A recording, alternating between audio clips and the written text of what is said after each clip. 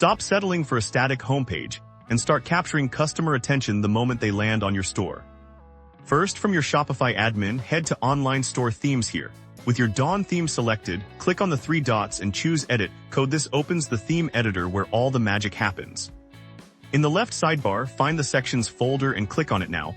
We're going to add a new section by clicking on Add a New Section. Let's name this new file something descriptive, like Image Slider Liquid.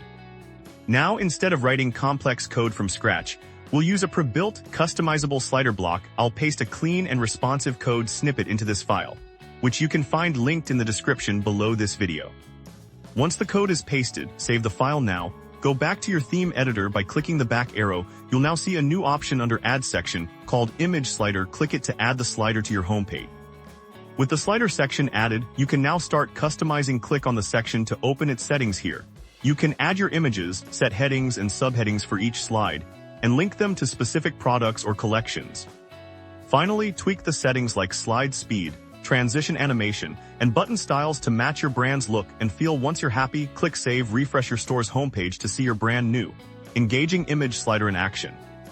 Just like that, you've transformed your Dawn theme homepage with a professional slider that highlights your best content and drives sales.